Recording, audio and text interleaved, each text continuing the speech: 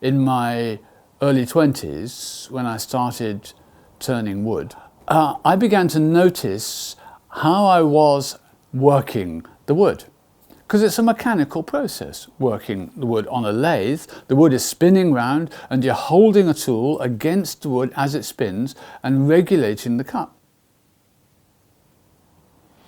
And if you regard that purely as a mechanical process, then what you produce is going to have something of the functional feeling to it. Whereas if you're noticing the relationship with wood, if you're noticing the way the shavings curl and stream over the tool, if you're noticing the way one wood feels different to another, then you're in relationship with the wood. We all want to make a difference in the world, don't we? We all want to make a contribution. So there I am in my workshop with my sharpened tools and machines, and wondering if the way I work and what I make can actually touch people in such a way that their lives could be changed, their lives could be enhanced by having something that's made with care. As each piece developed its final shape, I noticed more and more how being in front of it was a particular sound experience. And then one day I was just polishing a spot in one of these pieces when a lorry went past the workshop, and I distinctly heard in one ear the lorry going meow, and in the other ear coming out of the bowl this whoa. And I thought, this is not just amplifying it, it's harmonising it. That's harmonising the sound. Somehow this is actually making the sound more beautiful. And 6 weeks later, I'm sitting on the side of my bed doing my evening meditation, and this image of a bowl with a string stretched across the inside comes in front of me. I said, go away, I'm meditating. So I'm trying to get back to my mantra, and this comes back in. I think, now that's actually a good idea. I did a couple of exhibitions, I made about 20 pieces, and then a music therapist picked one up and said, this is interesting, I'd like to buy this for the hospice where I'm working. This is the first time we've had music therapy in hospice. We're looking for experimental things. This looks wonderful. She goes in as a volunteer to this neonatal intensive care unit. So they're newborn babies, they're infants. They're in a condition they call fading vital signs. So the baby's basically just gently fading away. And she takes her sounding bowl up and holds it against the plastic incubator so that the whole world of the baby is filled with this sound. And she plays. And as soon as she starts playing, the monitors begin to show changes. The breathing deepens and regularizes, the heartbeat strengthens and regularizes, the blood oxygen uptake increases, the baby's muscle tone relaxes, and 20 minutes of this has been enough to turn hundreds of babies around. Again, in France, there's a music therapist working with sounding bowls in a research unit for people with really advanced dementia. But working with sounding bowls, they found that both the hyperactive state and the torpid state can change. That they can reduce a person's hyperactivity. The therapist in this institute will walk alongside playing, and that nearly always stops them. And then she'll say, put your hand on it and feel the vibration in the wood while I'm playing. And that really gets their attention. And many of these people have gone so past the verbal abilities that they don't even comprehend speech anymore, and they won't respond to requests to sit down for lunch or to allow them to have the bandage changed or whatever. But when instructions are sung, along with their attention having been got by the sounding bowl, the most amazing levels of cooperation can occur. So both the youngest and the oldest people in society are benefiting from these, And in between, stories of teenagers with special needs, teenagers with behavioural issues. Quite early on, I was asked to make one for just quite locally, a woman who's working with youths with behavioural issues.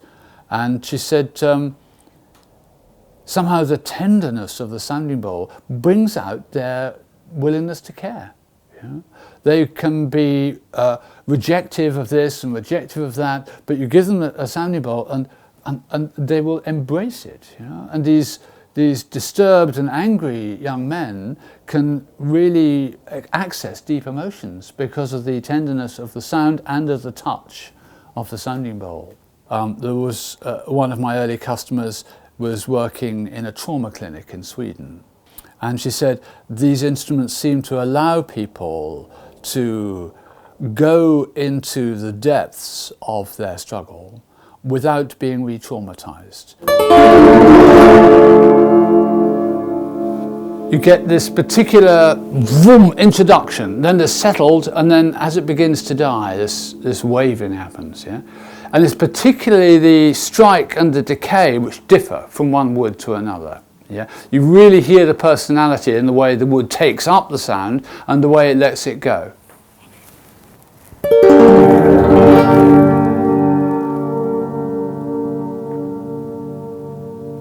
One of the unique aspects of a sounding bowl as a musical instrument is that it's made from one solid piece of wood.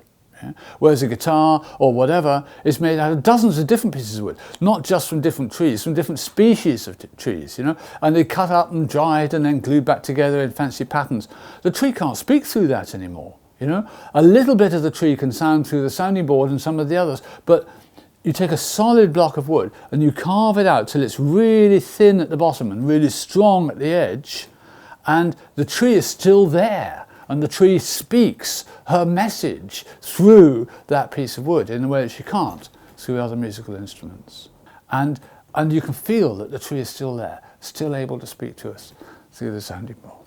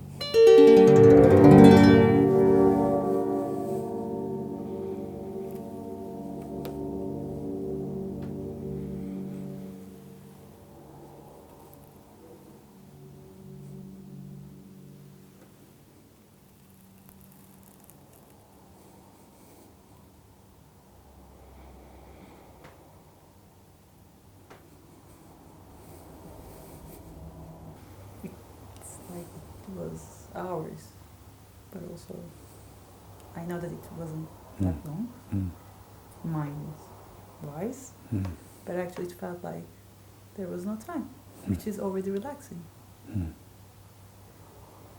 And which tree was it? Ash. Trippy, also. Yes. Yes. In a good way. Good. Just really.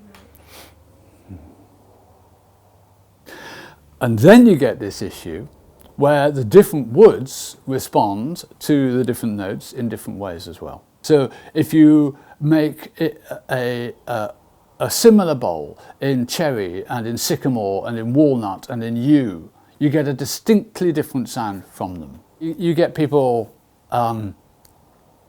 saying, well, it's to do with the hardness of the wood. Yeah. But you quickly realise it's far more than that. There's real personality expressed here. The tree really does express its personality in different ways at different times of year.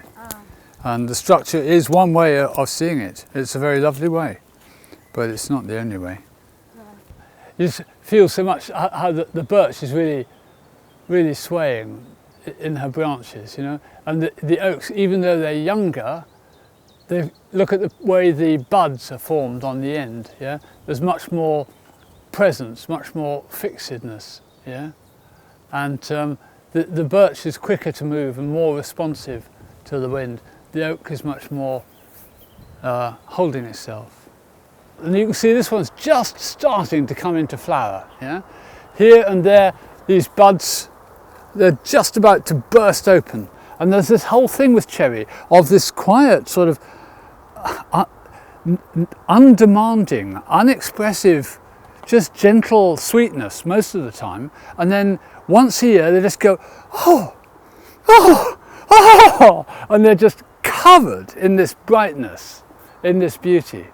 If you look at the whole thing against the sky, so as you're seeing the way in which the white scintillates in the sunlight, and they're dancing against the patterns of each other. And if you feel the movement of that dance, especially if you're then taking in the scent at the same time and feeling how in the scent of the cherry there's also this dancing, spraying out joyfulness. And when a tree speaks, it's always because it's awoken into relationship with something. Locally, here in Devon, trees tend to grow bigger than most other places. A few miles from here, we've got some massive birch trees. Oh, really? Yes. So downstairs, actually, Joe is working on a very large birch bowl at the moment. So Joe's preparing a brass finger block to have a drill inserted in it, which in a minute you will see him using in cleaning out the copper tubes. Where the string goes through the wood in every place, it goes through a copper tube so it doesn't bear directly on the wood itself. So this tool allows us to get a firm grip of the drill bit, as well as gives us the flexibility of handwork for working it through the copper tubes. Then the next process, after drilling out the tubes, is that the mouth of each tube gets opened up with a hardened steel point, and again smooth the mouth so that the string rides cleanly at the point where the vibration is held in the wood. You know, the geometry of the circle is perfect. Yeah, the geometry of the straight line is infinite. Yeah, it goes on forever. And to have this combination of that which is contained and complete in itself with that which is never complete, end to end, and to bring those two things into harmony. In sacred geometry, the circle is called the archetypal feminine and the straight line is called the archetypal masculine. Now, it's not that easy to bring masculine and feminine into harmony, and somehow in a sounding bowl, it works.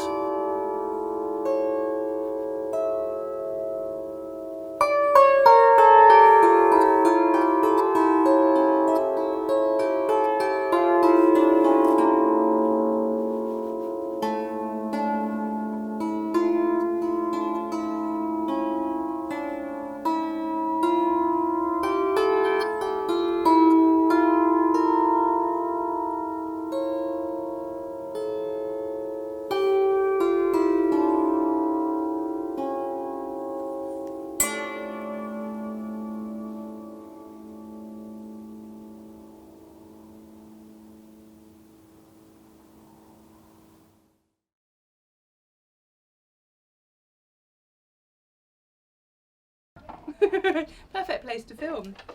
This is mugwort, which is another one of the herbs in the meditation drops, known as Artemisia vulgaris. I'm going to empty the basket so we can put elder into it. It's a very messy job, herbal medicine. You're constantly making a mess. It's great. Yeah. Right, we got that and that.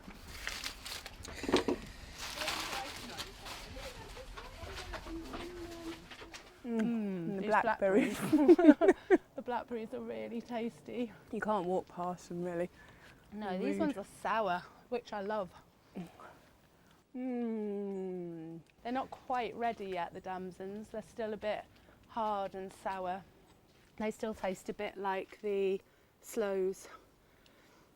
which go much sweeter after the first frost, the sloes. And the yew hanging down the gateway to the other worlds.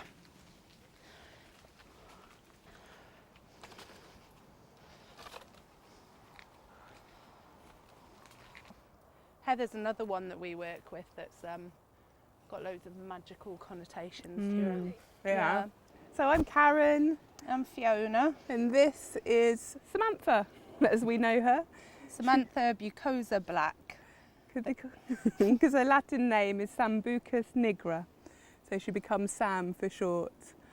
This is a medicine that we've got a really long relationship with, and we use in lots of different remedies that we make throughout the year, because you can actually use all of the parts of the elder, from the bark to the leaves, and now you can see it's in berry, which have been created from the pollinated flowers.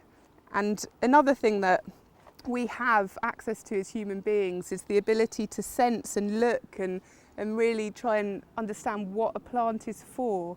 And way back there was something called the doctrine of signatures, which was people's belief that spirit or God has stamped a mark on all of the plants and trees, telling us what they might be good for.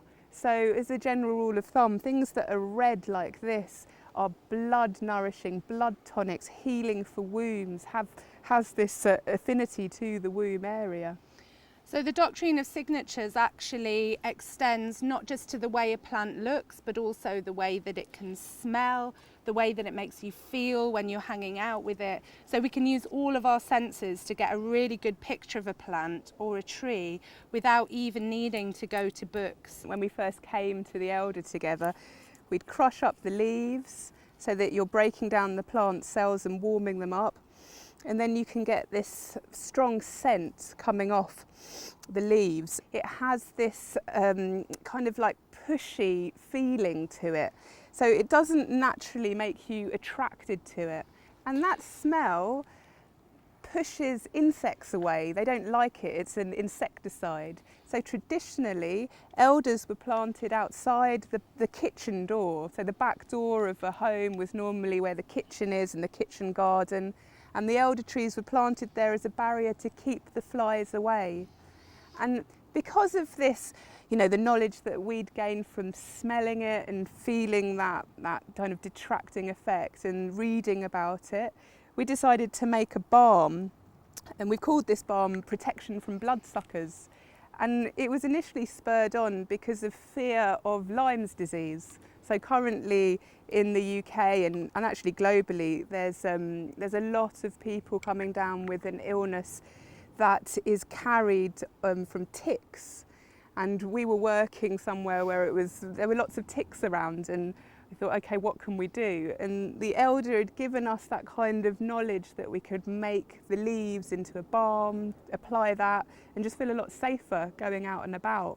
And we actually rub this on our ankles, on our wrists, on anywhere that might be exposed to the grasses as you're walking through. And the fire lighting is because, as Fee's going to show you, there's a pith, so it becomes hollow. So people used it as a straw to blow and to bellow the flames. Or actually using the pith directly to light with, and you can actually hollow out the centre of the sticks very easily. And if you do put it on fire, it spits and cackles. So it's almost like the spirit of Hilda Moore or Samantha bucosa black comes through when you put the wood onto the fire, which is probably where these associations with asking for the permission of the tree before you burn the wood comes from. That feeling that she's watching you, and have you asked permission before you burn her? And these berries are put here to fruit for us to collect and the birds to eat and the animals to have, to protect us over the winter months. These berries contain compounds in them that are very antiviral. They are so strongly antiviral, they're even used against the HIV virus or the hepatitis virus, and there's lots of amazing research into how they work and what they do. And when you see very dark berries like these, like blueberries, you know that they're really full of that richness that's really going to help to protect us through the winter months. So if there's a point in your life where everything's a bit too busy and you can't relax, a lot of people, again, in the fast-paced society say things like, I can't meditate, or I can't relax, I can't sit down. An elder can help to create that space and time to go into yourself. So we use her as part of a combination of different herbs in some drops that we've called meditation drops. And we use these.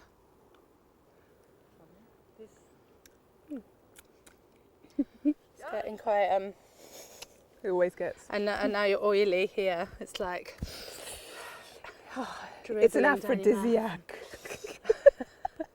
The opportunity of the degree opened up when we were already well on this path, both of us. And this is the path of the witch. And so people in circles around us, if you're a midwife or a herbalist or a healer, you get called a witch, and it becomes almost a term of endearment.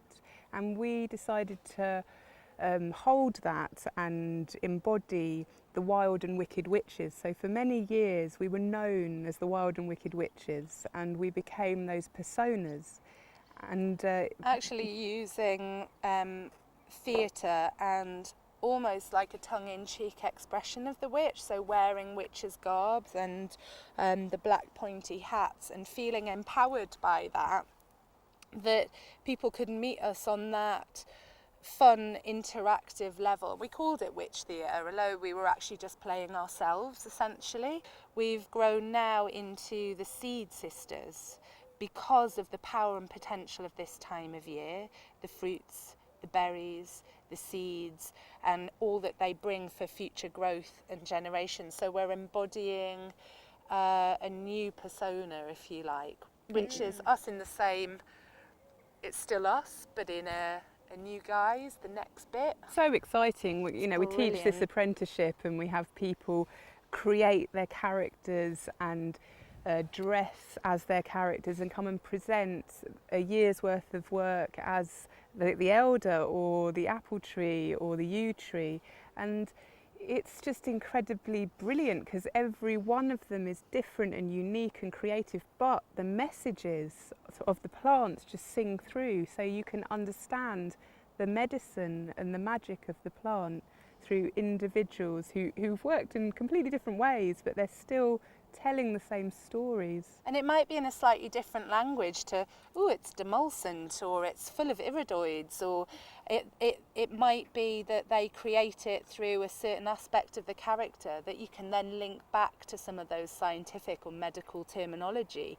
And once you link it for them, that penny dropping moment, that revelation of, I knew that, I knew this plant, I might have said it in a different way, but that's when the magic's really created, that we all have this ability to communicate with the plants and feel their medicine. We've called our company Sensory Solutions because we use the powers of observation, which are really important to look, to study. We talked about the botanical, the shapes of the leaves, because observation is infinite, how you can look and study something. And then the smell, the olfactory and the smell is one of the most ancient senses. It can evoke memories, and so many people smell something and they're like, oh, it reminds me of childhood. I've got something that I don't know what it is, but I know it. We try and lead them through things like taste, sight, technical observational drawings that really actually do help you understand the plant when you're looking deeply at the structure. If you go straight in with, have a taste of that and how does it feel, might be a scary prospect to someone, but leading them on a journey through more familiar senses and linking that up, then it's like an amazing revelation. And medicine, herbal medicine, is amazingly, transformationally, magically brilliant, but it's also very, very powerful. and you are dealing with people's emotional, spiritual and physical health. The dominant status quo doesn't like liberated women at all, and we've been investigated by the government, and we've been called up and hauled into a disgusting office and questioned and told that we're not allowed, even though we've both got degrees in this subject, we went to university and we studied, we are not allowed to sell these things that we make ourselves and we understand without licensing them. And these licenses cost £80,000 per product, and it is a 3-year process to test them to pharmacological grade, which would mean animal testing and all kinds of other disgusting things. And they said to us, you know, that's the law. And we were talking to these people saying, we're not a huge company, we couldn't afford that, and anyway we wouldn't want to support that. But that is an EU directive that came in on Halloween night. It was passed. 2004. And so, you know, although in this wild liberation, just at the edges of it, we're very aware that we have to be careful. I don't think we're unusual though in not wanting to follow dogma or traditions. I think it's the natural state to follow your own path. And society's kind of got a different idea, but the more that we connect in with nature, the more that we're led by the plants, because it kind of means we can let things unfold, and that feels really nice.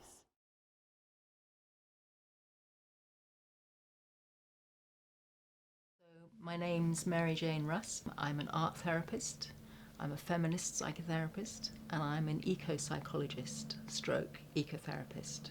I grew up in North Norfolk, which is that particular part of the country north east of London that bulges out of the UK and into the sea.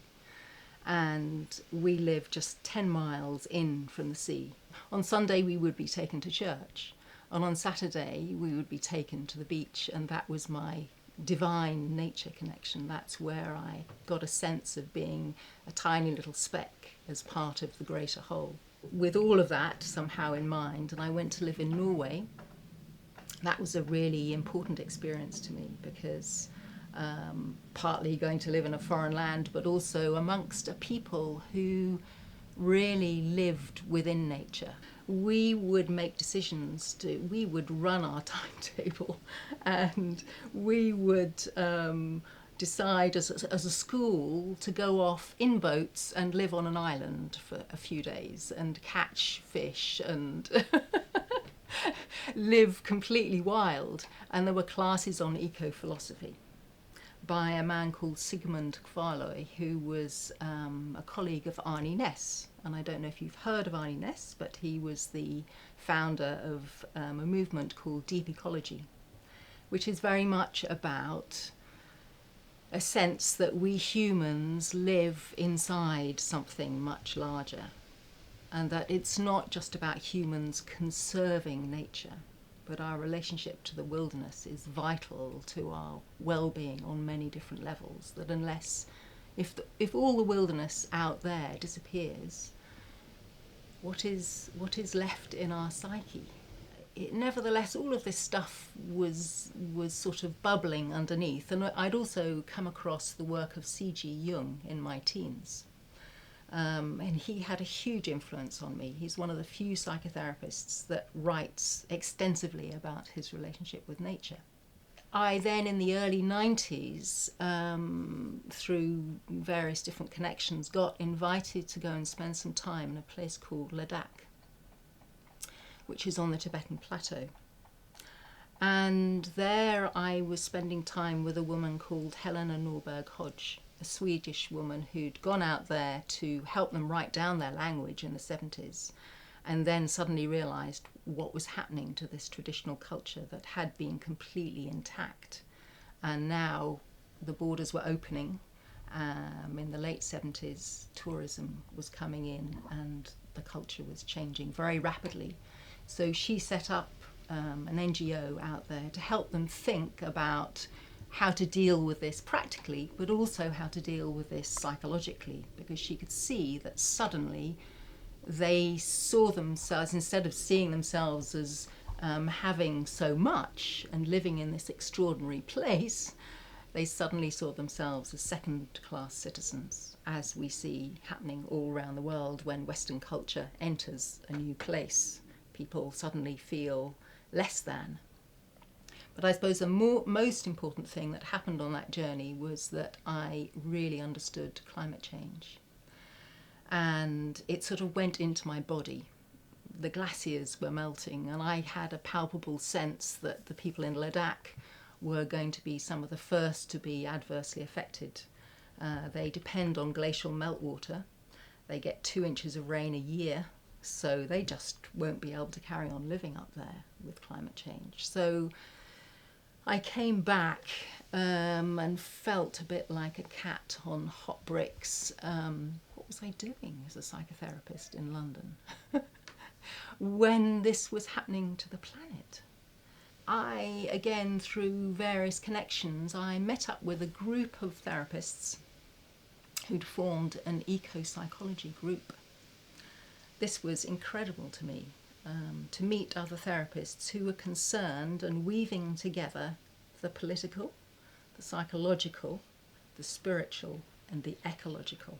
And I thought, oh my goodness. We met in each other's homes once a month for 5 years. We formed a little supervision group to talk about our clinical work with each other. That was my training, in a sense, in eco-psychology. We are moving out of the room. And this is a really major thing in the world of psychotherapy, because there is an element within that profession that regards the room as absolutely sacrosanct. And you can get struck off for walking in the park with your client. So I've had to be quite careful over the years about how I talk about this and how I frame it.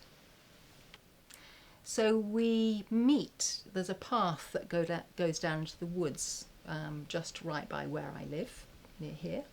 And we meet at the bottom of that path and we create a threshold. But that once we've gone over that threshold, everyone and everything we meet is part of the session. So that's quite a major difference with working in a room. It's like the world has come into the session and informs us. The first couple of times I might show them a couple of spots in the woods if they've never been in there. But from then on, it's their lead. So they decide the direction we're going in and I follow. And quite often, of course, it's a tree that the person wants to sit against. What kind of tree is it? In these woods, there's oaks, there's sycamores, there's the wild service tree. So there's many different kinds of trees who all have different characters and all have something to say.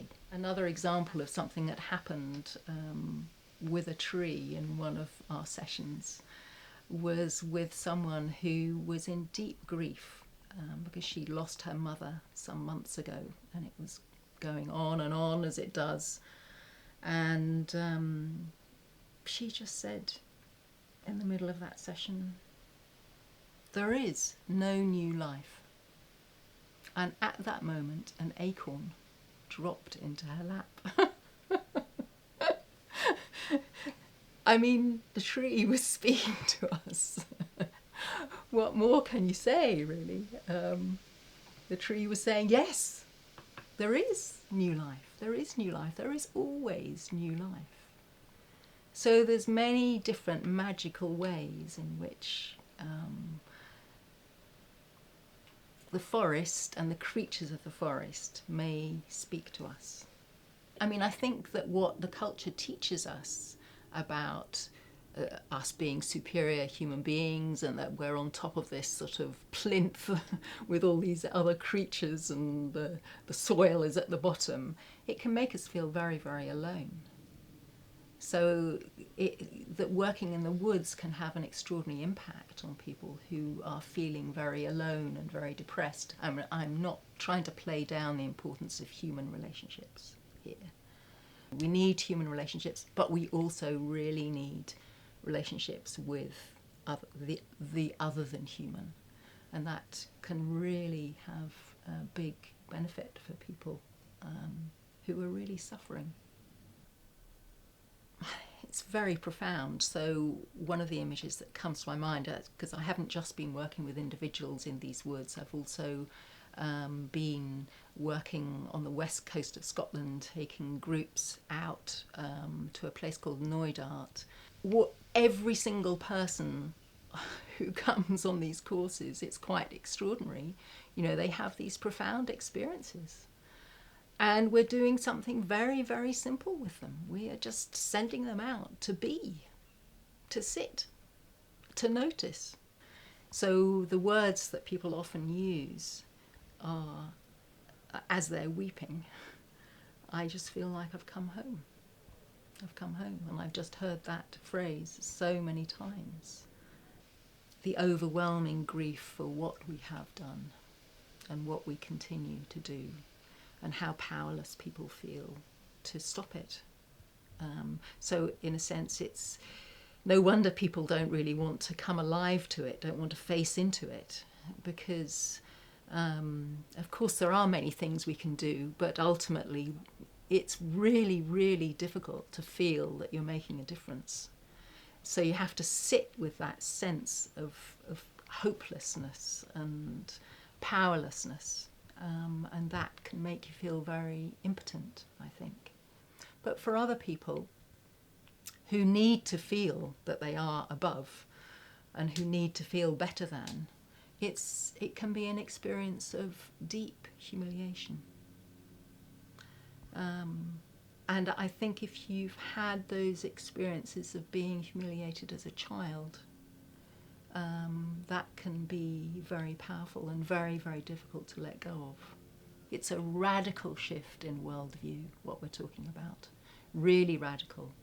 And I think one of the most radical things about it is that it challenges everything that capitalism is built on. So capitalism relies on humans being at the top, and it relies on assuming that the non-human world is there as a resource to serve us, and that it doesn't have feelings like we do. So we can go on, you know, having battery hens who are so obviously suffering in a terrible way, but it doesn't matter, you know, we can just take their eggs because they don't feel anything, it's fine. Or we can do medical experiments on all sorts of creatures who are obviously suffering. They can't allow themselves to feel it because so much grief comes up when we do allow ourselves to feel it. And where do we take that grief? Where are the cultural containers? Where, you know, if you have grief in relationship to humans, you may go and seek help from a therapist. But if you have grief in relation to going back to your homeland and finding that it's been trashed or built on or polluted, who do you go and talk to about that? Another interesting piece is that the Buddhists say, and I call myself loosely a Buddhist, I'm not an ardent practitioner, but it's been an incredibly important part of informing my worldview, Buddhism, incredibly helpful.